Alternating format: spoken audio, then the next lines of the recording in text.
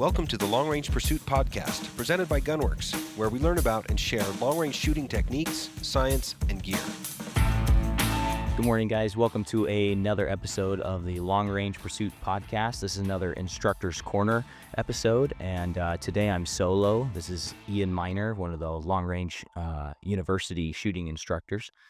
And today's subject is about getting the youth involved. First off, I know I'm not the best podcast host, so I got to have my notes here. I'm going to be referencing them some here, so bear with me. But I think this is a really good subject because I know there's a lot of fathers and mothers out there that maybe don't know what to do or how to get their kids started. And this is just my opinion. I'm going to be coming at it from two avenues. One, as a father, and then second, as a instructor. And kind of my advice from both those approaches. So the first thing I'll do is me as a father. Okay, again, the question is, what should I do if my kid is showing interest in hunting or long-range shooting? Or maybe I just want my kid to be involved with my hobbies, and hopefully they share an interest with me so we get to spend more time together. Okay, so first thing, me as a father, I have a passion for the subject. I have two girls and hope to have many more children. So I'm passionate about being involved in my kids' lives. And then two is just my education kind of follows the subject as well too, because I was a recreation management undergrad major, which has to do with, city sports, YMCA, sports leagues, athletic director type avenue of going through college. And then my graduate degree is in sports management and coaching. So I got to be involved in a lot of this and a lot of high school and youth programs, things like that. So anyway, this is where I'm coming from, okay, as a father and as a student of some of this stuff. My first advice, just from me as a dad, be present in your kids' lives. When you come home from work, if you can, you leave work at work and you put your phone down and you develop a relationship with your children. You can't expect to be gone, and when you come home, it's just more work or watching TV, and you don't have this good relationship with your kids, and then you want them to join you in a hobby. Hey, I want more time with my kids, so when I have time and it's time to do this hobby that I love, boom, I want you to come with me. And that doesn't work. So that may be the start, but it's going to be better if you have a relationship with your kids in the first place, because they're going to want to go with you and want to be involved with you. I think the deepest love or the coolest relationship is a parent and their children. You'll never have someone that wants you and wants your attention and wants your love more than your child. And it's a beautiful thing. So take advantage of that. Be present. Okay. And the next thing is just let your kids play outside. Don't be overprotective. You did the same thing. You jumped in creeks, you climbed ropes, you climbed ladders, grain bins, played in the mud, got cold, all these things. Like, kids are tough. Let them be kids. Get them a dang BB gun. I think that's one of the starting things. As a kid, one of my fondest memories is shooting BB guns with my dad. And I think that's a baseline that you get, like how to even hold a dang gun, how to use iron sights and line up sights properly. One of my favorite memories is shooting pop cans that we shook up and set out, at 10 yards and shot them with BB guns, and they'd spray all over the place. So it was a real treat to shoot with my dad. So I think BB guns are one way to start it out, okay? Yeah, let them be outside. Let them get cold. Let them get wet. Let them get muddy. Let them be kids, because they need to develop their own creativity and want to be outside. They will love you for that, okay? And then be you. Be the person you want to be. Be the person you want your children to emulate. Be their hero. there's a lot of garbage out there, a lot of people that are going to inspire them, whether it's on social media or TV or whatever else. Why aren't you that stud? Why aren't you the one that's hunting and fishing and working out, doing jujitsu and being competitive, even if it's the local rec league, whatever it is? Live by example. Have them want to follow you, and not just the superstar on TV. Be the superstar dad. Okay. And less time on phone and TV. I won't go so deep into that, but if you're gonna watch TV, how about sports where there's competitiveness, tough people, working hard for a goal as a team, and then how about hunting shows, fishing shows, long range pursuit. Okay, small town people that created an awesome hunting and long range rifle company with Gunworks, right? And then Steven Ranella, Meat Eater. I think it's a great show. It's educational. There's history. There's cooking besides the hunting, and you learn a lot about hunting as well. So those are two. If you're gonna watch TV, make it something like that. And I bring that up because that's my biased opinion, but that's what I've already done with my daughters. My daughter is 3 years old, and she likes watching the hunting shows with me because she likes to see the animals. So point out the animals. Can you find the animals? And pretty soon we watched a couple episodes, and my 3-year-old daughter is asking me when we're going to go kill the deer. So guess what? She got to come on a deer hunt with me this year at 3 years old. And it was actually my wife's first big game hunt. And my wife shot a doe whitetail. I may have said mule deer, but I meant whitetail.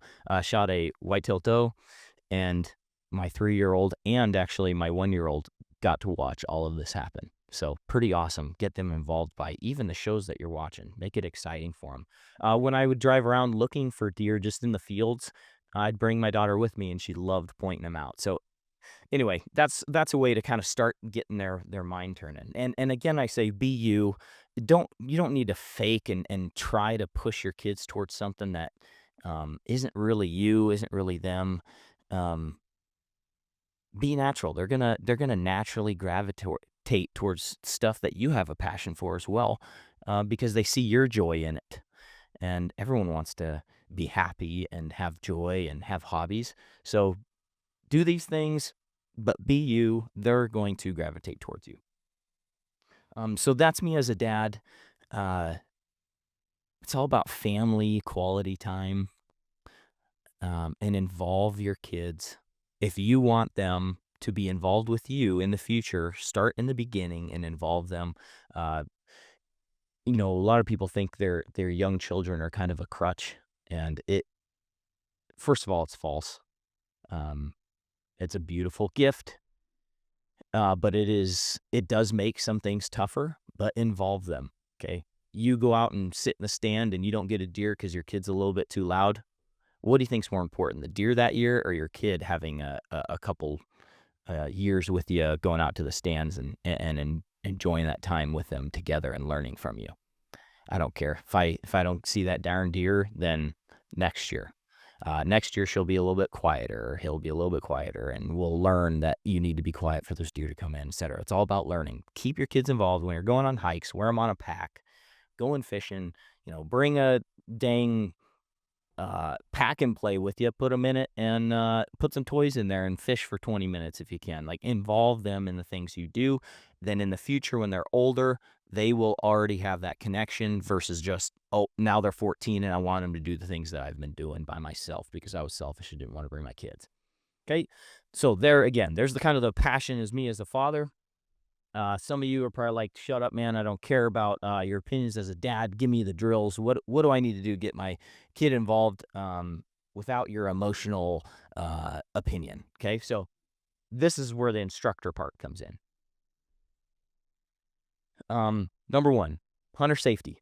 Okay, you need a good baseline, and hunter safety gives that to kids. First of all, it's not dad teaching them. You taught them some stuff through shooting BB guns or 22s as a kid, and that's good. And I think that helps the relationship develop and whatnot there. There's some good memories there. But hunter safety is good as actual education. It's structured, and there's other kids there. Okay, I think that's a big thing. Kids need to socialize. They need to see other kids doing the same things, right? You just throw your kid into something, they may be a little uncomfortable, but they have friends that are there, other kids around the same age that are there, and pretty soon this is kind of fun and it's a social thing. And they're actually getting structured education versus just Uncle Steve or yourself, teaching them stuff and they don't want to hear about it, kind of thing. Okay, so hunter safety, great baseline. Um, and then after hunter safety, I put on here, let them go hunt. Okay. I don't remember my dad ever going out and hunting cottontails with me. And it wasn't because he had no interest in it or didn't love me or anything like that. I think my dad did it perfect. He gave me space. He taught me safety and how to shoot a gun and stuff like that. But after I was at hunter safety, uh, then me and my friends would go out into the groves and we'd go hunting rabbits and squirrels. And, that sounds super typical, but that's true. He gave us the space to go out and he would say these, I think, three things. He would say, don't shoot towards the house. Don't shoot towards the horses. Don't shoot towards the road. Okay. The rest was it's you and the gun. Go out, be safe. You've been taught what to do. Don't do anything stupid. And again, you just have to have trust in your kids at that point. If you just cloud them and cover them, helicopter parent them, even through all their, even some of the dangerous stuff like hunting or shooting, you're just going to wear them out. So let them be kids, let them hunt themselves. Okay. They will develop an interest themselves. All right. Coaching kids. So through coaching, like I coached at the YMCA, a lot of youth program stuff. Then I coached some high school baseball. And then in my graduate internship, I was coaching some D2 baseball as an assistant coach. So some things I learned is, again, pretty obvious, but just a reminder.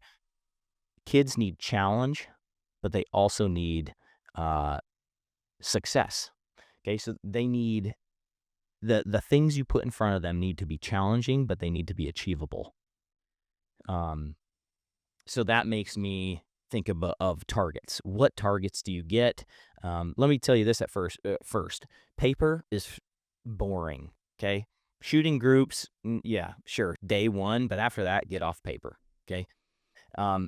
When I'm talking targets, you need steel targets because steel targets are fun.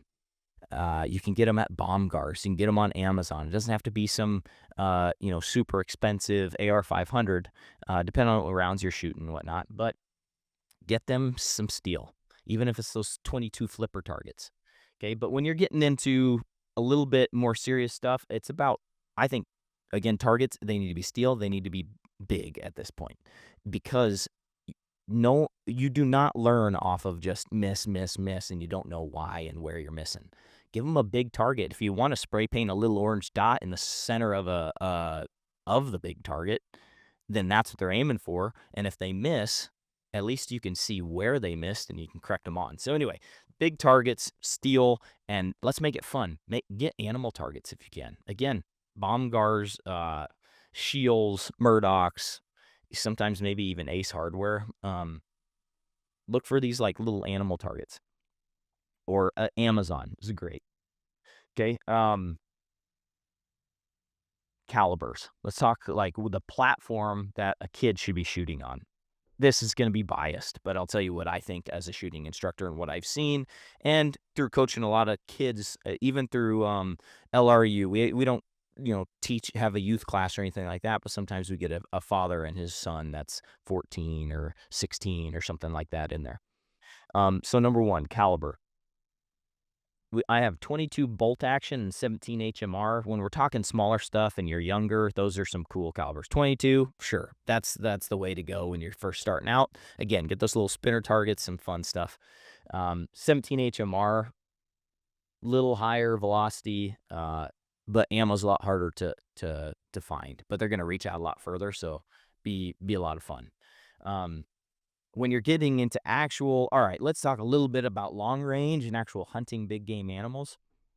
My recommendation is a 6 Creedmoor, 6mm Creedmoor. That versus a 243, which one? Okay, 243, you're going to find ammo all over the place. So a 243 is another great option. Why a 6 Creed over a 243, in my opinion? Um, One, because 6 Creed is going to reach out a little bit further and retain its velocity for longer. And uh, as far as competition world, nobody's I shouldn't say nobody, but 243 is not common in the competition world, but 6 Creeds are 6 millimeter Creedmoor. That's a lot of pro shooters are shooting this. So if you start them out with this and they can use it having fun and also hunting with, and then all of a sudden they start getting into competition mode, they've already got a gun and a caliber they're super familiar with. So 6 Creed I think is great. 22 250. That's another great one. The big thing on these calibers, 243, 6 Creed, 22 250, is there's little to no recoil. So I think these are great youth guns, and they can kill big game animals. Um, don't tell me they can't, because I've seen 6 Creeds kill elk. So you're wrong if you think that they can't do it. So they can, and it's not just headshots; it's put them in the vitals. So you just need to know how to shoot. Um, Suppressor, I think, yeah, you need a suppressor. Um, if you don't have one or don't have the money to grab one right now, sure, I understand. Uh, but it is so much more fun and enjoyable to shoot. It doesn't hurt your ears. Think of it as a safety, in a safety perspective for your kids. Then they don't have to walk around with ear pro. I shot 12 gauges and 30-06s and obviously 22s, but these big guns that never once did I wear ear pro growing up, never once, and I'm suffering some of the consequences for that. Um, Not that my dad didn't tell me to, I just didn't want to walk around with something in my ears. So a suppressor is the way to go. Get a suppressor. It's going to be less felt recoil, um, and obviously quieter, more enjoyable. Okay. What scope? Number one, simple crosshair. That's number one for me. Um, I think you go first focal plane. First focal plane versus second focal plane. First focal plane, the crosshair or the reticle grows in correlation with the target when you crank the magnification up or down. Second focal plane, the crosshair stays the exact same size no matter what power you're in. Problem with that is if you change the power, your holds for wind or for elevation change. The value in your subtensions change. So first focal plane, start them off on that, and then they will never have to worry about that extra step of needing to know what your holds are in different power ranges. So a first focal plane scope. Here's the hard part. Finding a simple reticle in first focal plane is pretty tough.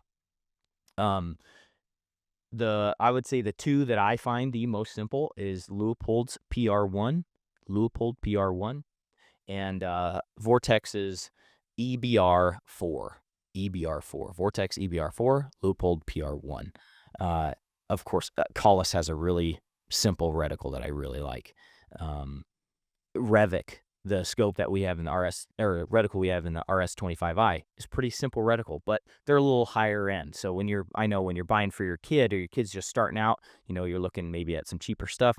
I think the PR1 from Leupold, EBR4 from Vortex are really good options. So look at those. They're just a simple crosshair. There's not a lot of Christmas tree dots and everything in there, so they shouldn't get confused on where to hold.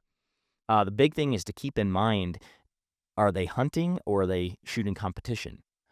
Because the hunting realm is MOA. The competition realm is mils or milradian, milrad. Okay, so just keep that in mind when you're choosing. One is not better than the other. You can't shoot the difference. Guys will argue that, MOA is more precise. Sure, it is, but you cannot shoot the difference. No one's good enough. So don't choose it off of that. Choose it off what you think you and your kid are going to be using this system for. Okay. I put BDC turret and custom parallax knob on there. Let's make it as simple as can be. Is your 12-year-old kid, is your 14-year-old kid going to want to learn how to, come up with a ballistic solution as in minutes or mils? Probably not. If you're trying to get them started, get them involved with you, get them yardage turrets. Now, guys will say, well, gosh, how do you get a yardage turret? I know some companies that do it, but they don't do my scope. Um, Number one, there are companies out there that do a wide variety of scopes. Number two, if you don't want to get it professionally etched, make your own. I did this for a buddy of mine. His kid, I believe he's about 16, but hasn't done a ton of shooting, but he's going out for whitetail hunting now. This is, I believe, his maybe second or third year. But the first thing we did was I just wrapped a piece of athletic tape around his turret, and instead of minutes, I dialed to the minutes, and then when I shot the target and hit, I wrote the number of the yard line. So I put the 2 for 200. Once I, dial, let's say 7 minutes for 400, instead of, now it's covered by athletic tape. So when I dial the 7, you can't even see the 7. All you see is the 4 that I drew on there. So it's a yardage turret that you customized, making it yourself.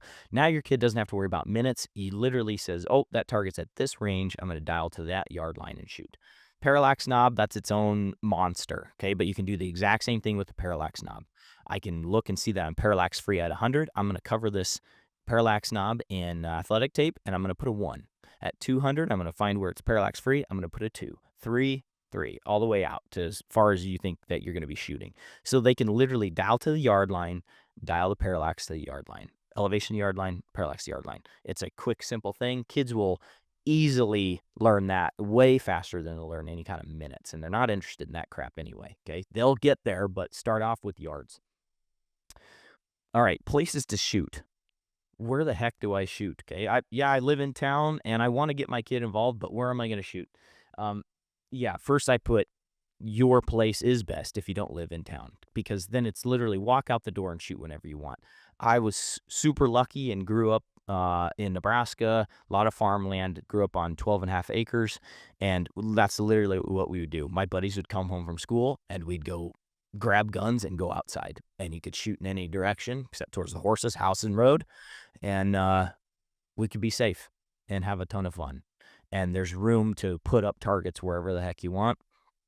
I know not everyone has that luxury. So the next things, neighbors and farmers, okay?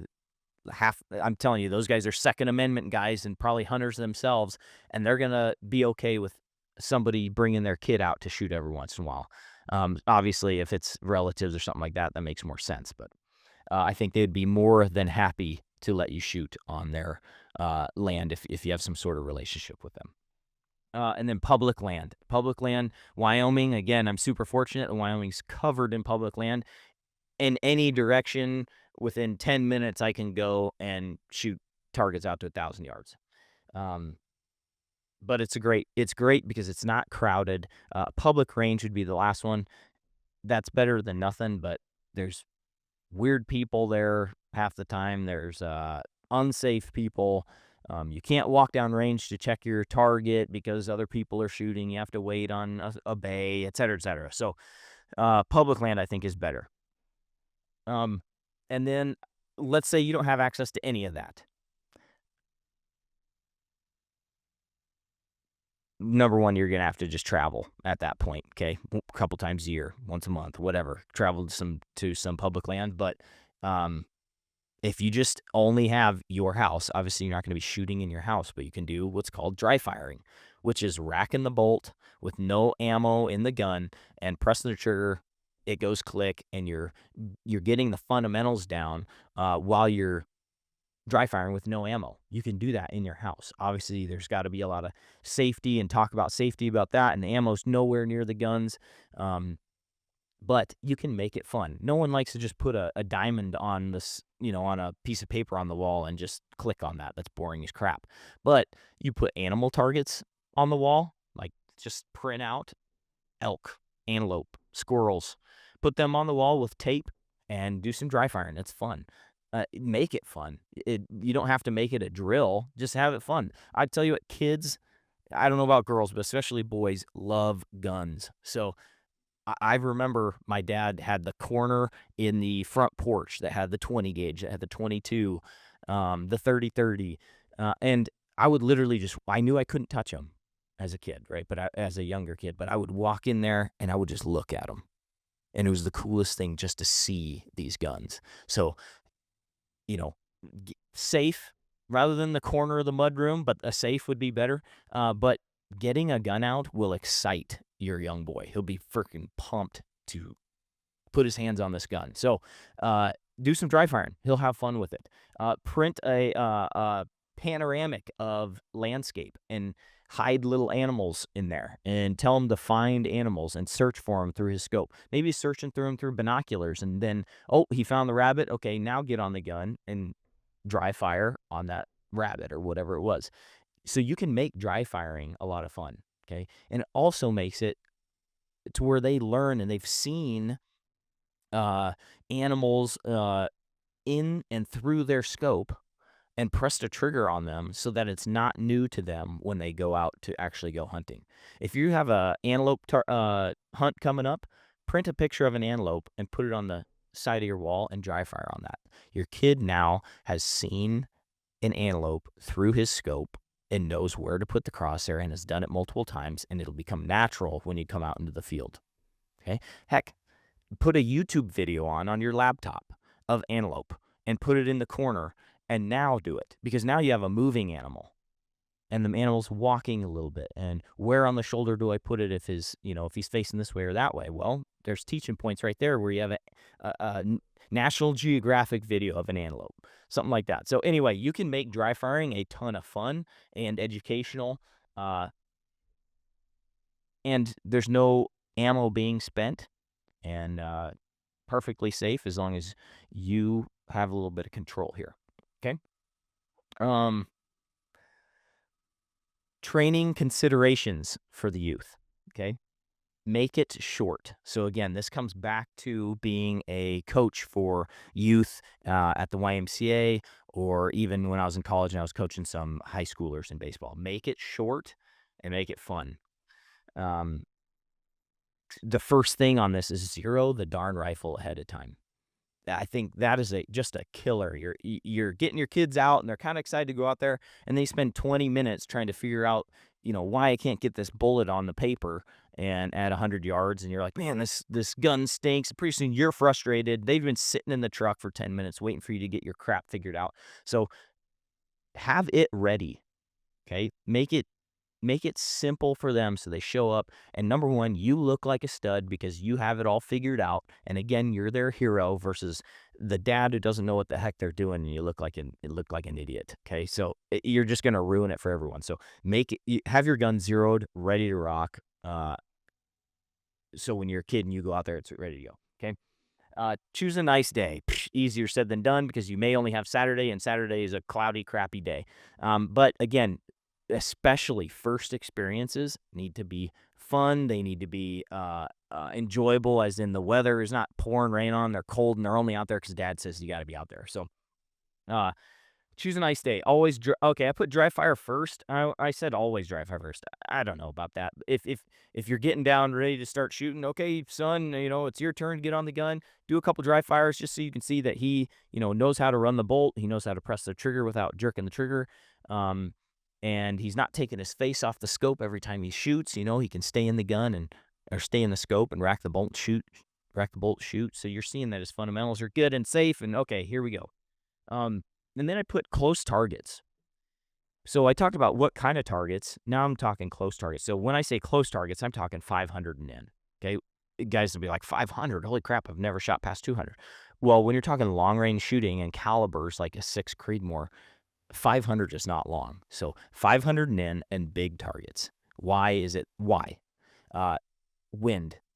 They do not need to worry about wind right now. Okay, that as a young beginner, wind is a complex subject. That should not be a factor when they're shooting. Okay, so if you need to, you say hold left side of the target or hold on the right side of the target, something like that. But with a 6 Creed that's shooting fast and you're shooting big targets, you shouldn't have to worry about wind. Okay, when I'm saying big targets, when I'm talking about big targets, I would say, a target that's as big as your microwave. Like, let's start off with that.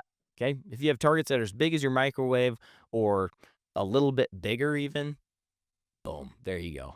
You should not miss that at 500 yards unless there's 20-mile-an-hour winds out there. Again, it's a learning thing. They want to hit steel. You want to hear it, you want to see it, and it's going to be fun. If they're missing a third of their shots, a half of their shots, they're not going to be having fun. So if you only have smaller targets, then do 300 and in. Okay. So that's my advice there. All right. Training drills. So that's some consideration. Here's some drills. This one is no shooting. This one is just learning how to get on the gun properly. Okay. Fundamentals and whatnot. We can talk about that. That's like its own, deep dive. The fundamentals as a pro shooter and as a kid, they're going to be the same. Okay. We want fundamentals to be the same. Um, but but how to address the gun is one of the hardest things, even for adults. Okay. So a lot of times when a guy says, I can't see through my scope, or the scope is black, number one, turn the magnification down so you get a wide field of view. It's a lot more forgiving eye box when the magnification's down. Um, and two, it's just because they're not lined up behind the scope correctly. So get them lined up to where, oh, now I can see, Dad, I don't just see black anymore. I'm actually centered behind the scope. I can see full field of view, and I can see my target. Say, okay, good. Remember where you're at. Remember the pressure you feel on your cheek, where you're aligned left and right. Now stand up. Okay, get back down and do it again. And they'll get back down, and it'll take them a while. And pretty soon they're like, okay, I'm on it. But it was probably faster than the first time. Okay, do it again. And, they're not going to want to do that up and down over and over again. But you give them a time limit, and then it'll be kind of fun. All right, you have 30 seconds. Maybe start with a minute. But you have 30 seconds to sit down or lay in the prone, whatever you're doing. Sit down, address the gun, and find this target in your scope. And then all of a sudden, they have a little bit of pressure. And it's competitive at this point. Okay, I got to beat this time. So do that. Then it's multiple targets. Okay, I want in 30 seconds now, you found one target. I want you to find the rabbit target and the goat target, or the red target and the blue target in 30 seconds. Ready, go. Boom, they get down, they find the one, and then they're searching for that second one. And oh, they found it. Cool. That was fun. Now teach them, okay, zoom in and see how hard it is to find two targets in 30 seconds. It's way harder. Zoom way out. Oh, now it's way easier. Okay, now they've learned that magnification is a big deal, and I need to be able to make adjustments on the fly. And it's better to have low magnification, so I have a wide field of view. A lot of learning points in just that stupid drill. But I do that with students, grown-ups, all the time, where I can see they're having troubles addressing the gun and then finding targets in their scope. It's as simple as that. Get up, get down. Get up, get down. Okay, now you got time limit. Get up, get down. Get up, get down. Find these targets. And it stays fun that way. It stays engaging. Let's see. Always shoot twice. Maybe when in the fundamental stage, when you're teaching them to first shoot, it's not that. And maybe you're shooting once, per target or something. But I'm a big fan of shooting twice because it does a couple things. It instills keeping the face on the gun and following through. It's super typical for shooters to do this. And if you're watching the YouTube, you can see it. Otherwise, I'll explain it. They shoot, boom, and they look above their scope to look at the animal to see what happened. Okay, bad habit. Okay, we want to stay on the gun, stay looking through the scope, and watch everything that happens through the scope. I should have recoil management that allows me to stay on the target and actually watch what happens. Okay, especially with a 6 Creed or a 243 or a 22-250. They're not going to even move off that target hardly. So crank their power down, make them shoot, hit the target, find the target again in their scope, rack the bolt, shoot a second one. Okay, one, it keeps their face on the gun and it keeps them following through rather than jerking the trigger and coming off the gun and looking over top. And two, a lot of times it takes more than one shot to kill an animal. And then some smarty is going to be like, yeah, that's because you're shooting a 6 Creed. But that's not what I'm talking about. If you have good shot placement, good fundamentals, you're going to kill stuff with a 6 Creed. So it's not about that. It's, heck, I watched an elk take 4 7 PRC rounds the other day before it went down. 4 7 PRC rounds. Okay, so it's all about shot placement. Okay, those shots weren't perfectly placed, and that's why it took 4. But the shooter was a trained shooter, not trained as in like, hey, they're a PRS shooter or a professional hunter or anything. They just know that you keep your face on the gun, and if your animal's not down, you shoot it again. Okay, so instill that habit in your kids from the beginning. So a lot of targets that you shoot, make them 2-shot drills. Plus, it's a lot of fun to shoot something a couple times. Um, get on the gun, shoot target twice in timely manner. So again, you can time them. Hey, so shoot the blue target, then the red target. You got 40 seconds to do both. And what does that instill? So now you're shooting multiple targets, and you're staying on the gun, and let's say you have a minute to shoot these 3 targets. Green, red, blue. They're all different ranges. It teaches you to keep calm under pressure, number one. So give them a good, easy time limit first, and then you can ramp it up once they've crushed that, right? And that's a confidence booster, is them crushing a challenge you've given them. So then make it a little bit harder, because again, they need a little challenge. So you got these 3 targets, 3 different ranges. Number one, they keep their face on the gun. Okay, it is just as if you shot an animal, you didn't have the greatest shot, and it ran another 100 yards, and you got to shoot it again and put it down. Okay, that's one.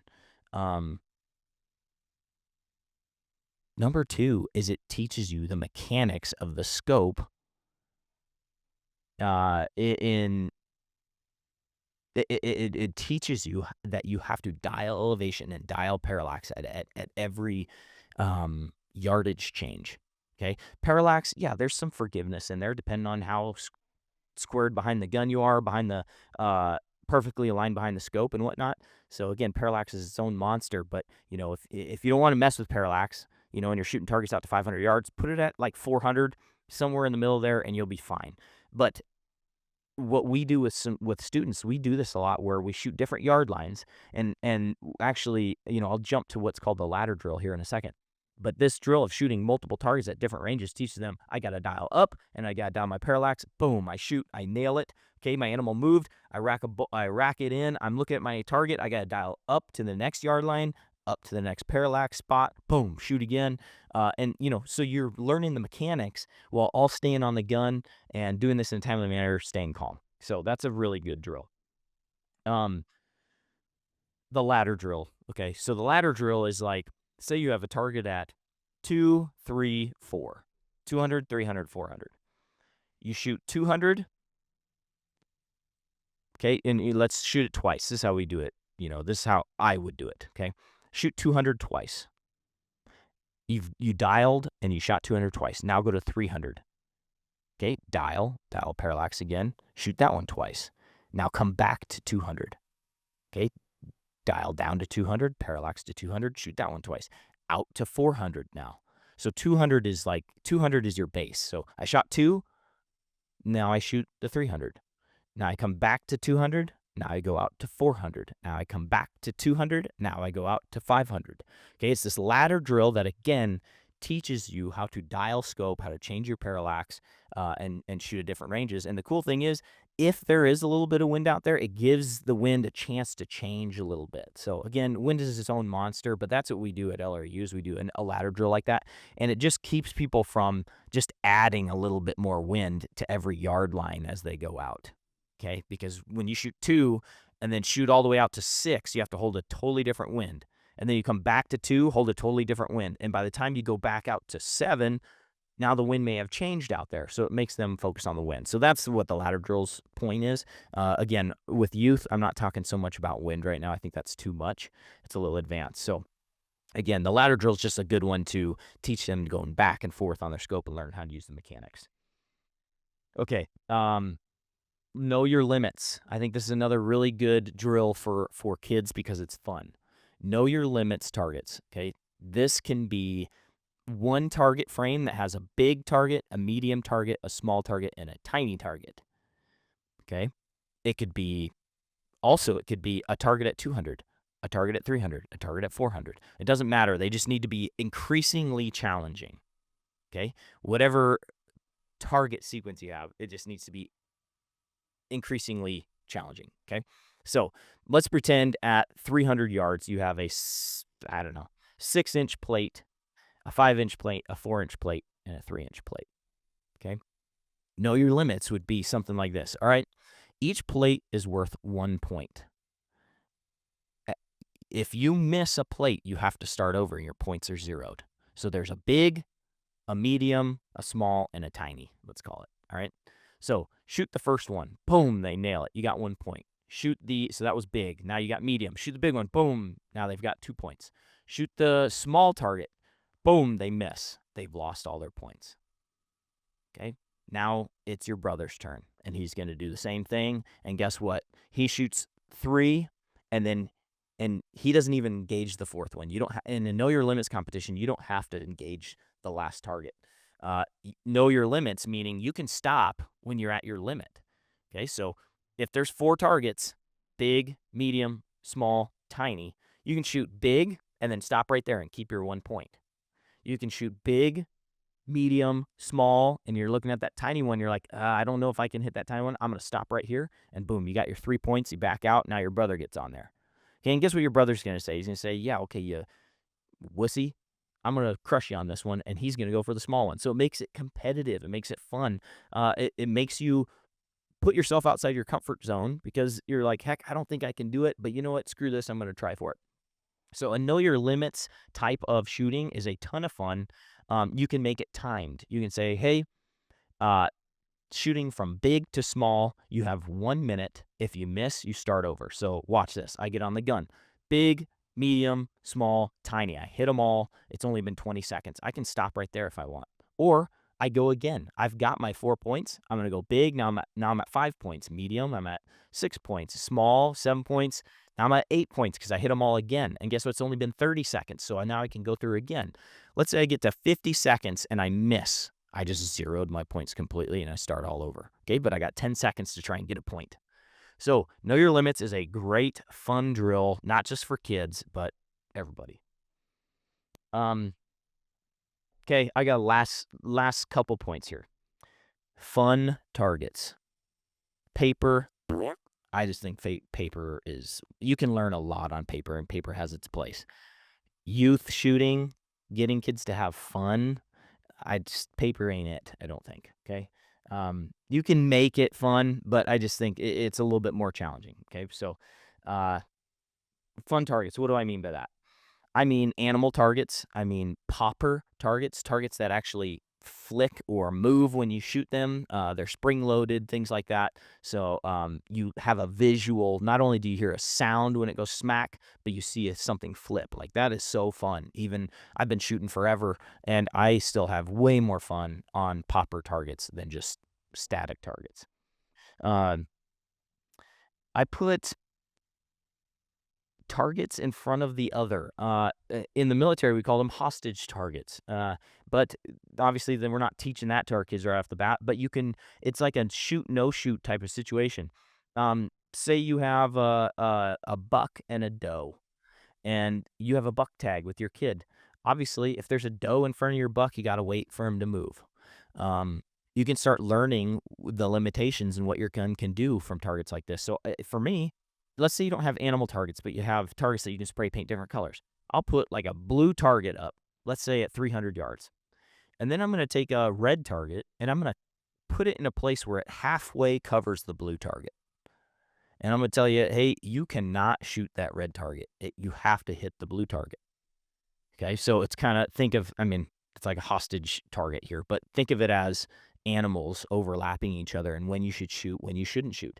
And guess what? If you put a target in front of another target, the different angles that you are facing that target, sometimes that back target's going to be completely exposed, easy to shoot. Sometimes it's going to be completely covered up or halfway covered up. It all depends on the angle you're shooting from. So, don't just be stuck on one spot on the yard line. Move left and right, and you can show your kid like, hey, this is a safe, this is a go, a shooting moment versus we're blocked a little bit. Let's move because I don't want to accidentally hit the animal I don't have a tag for or whatever, right? So these, let me think of a different name for them.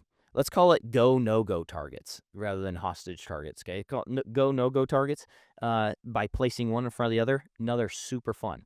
And then make it casual and just say, make it challenging where there is just half the target shooting and they have to shoot it just for fun. At that point, you're not talking animals or anything, but, then again, it's this challenge that is attainable, but it's hard, okay? So it feels fun when you accomplish it.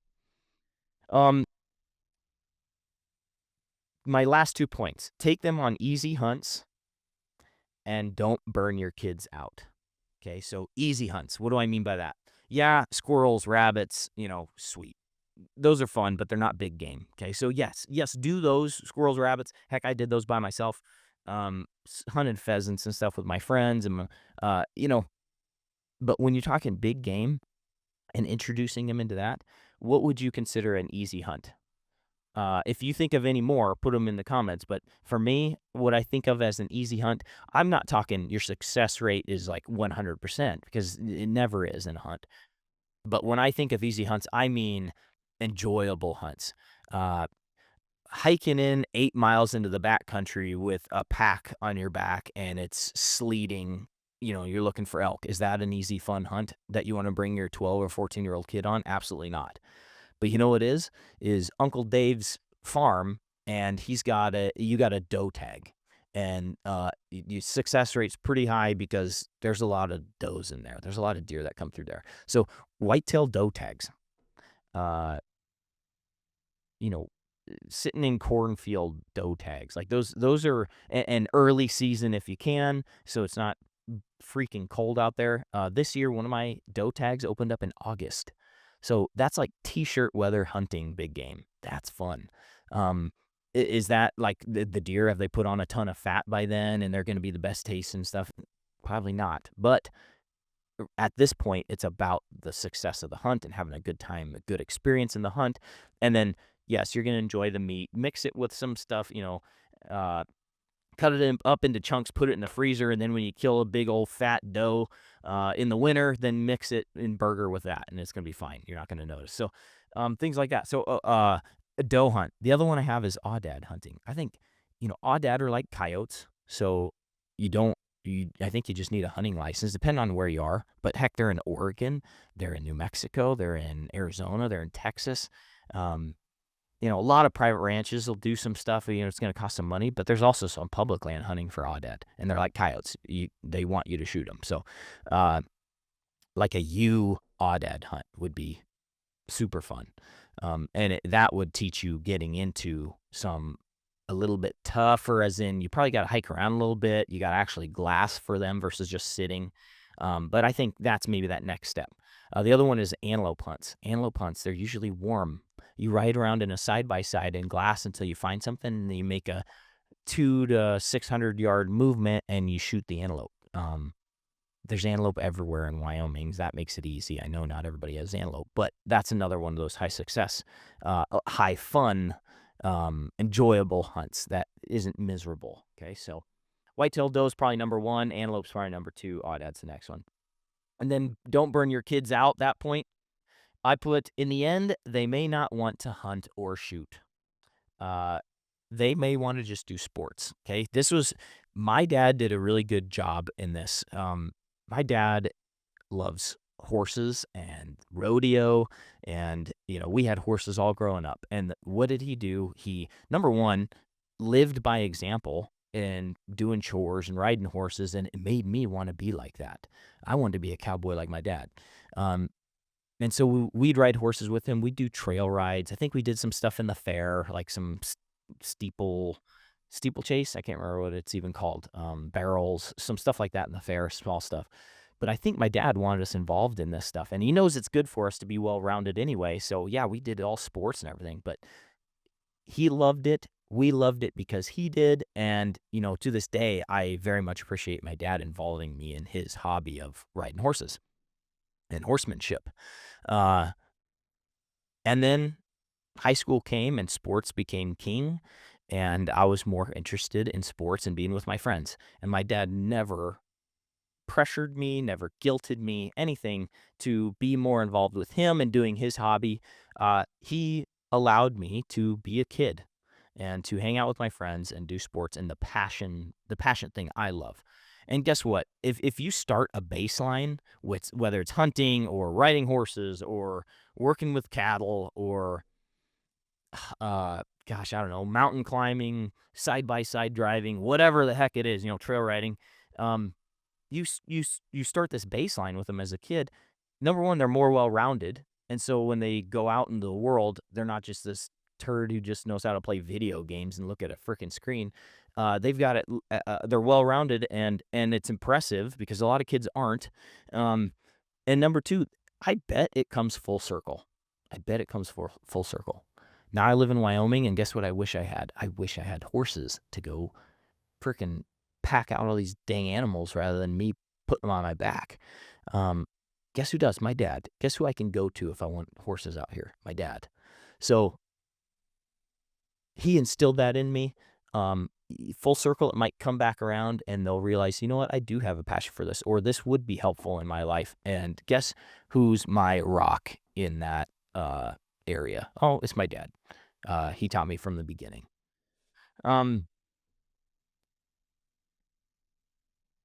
Show your children love and just be there for them.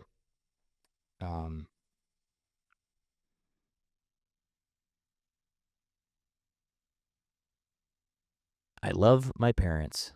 My parents loved me, and there's no question about it.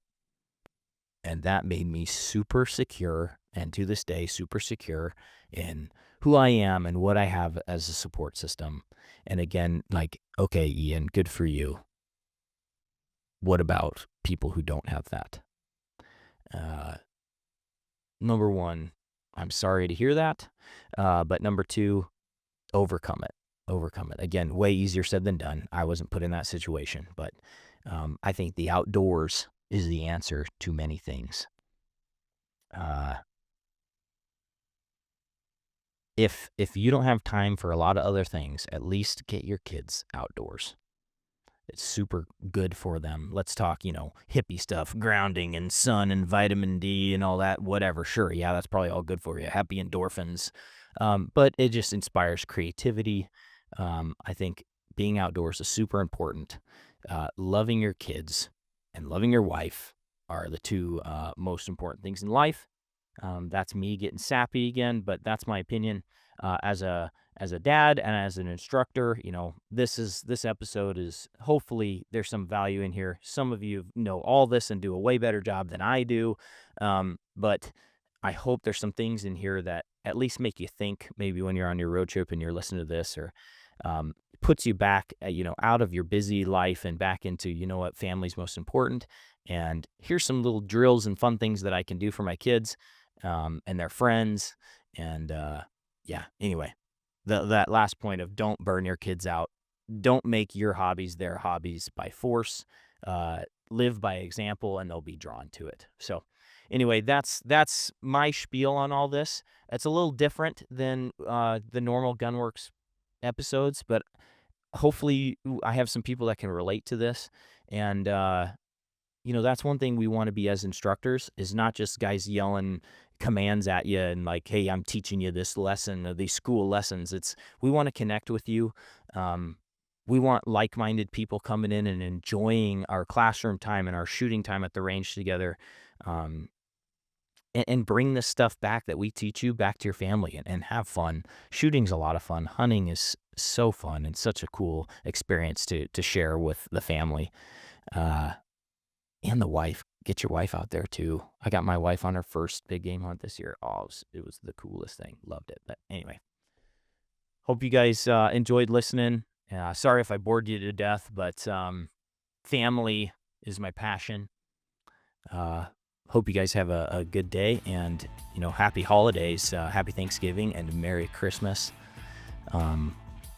Sure, we'll talk to you guys soon. Thanks, guys. If you like what you're hearing here, please take a second and give us a 5-star rating and a positive review on iTunes or on your favorite podcast app. We appreciate your feedback and suggestions for topics you'd like discussed or questions you want answered on the podcast. You can reach out on Facebook or Instagram, or send us an email to podcast@gunworks.com. Also, be sure and check out our full offering of long-range gear at gunworks.com. Use promo code LRP for free shipping on any order.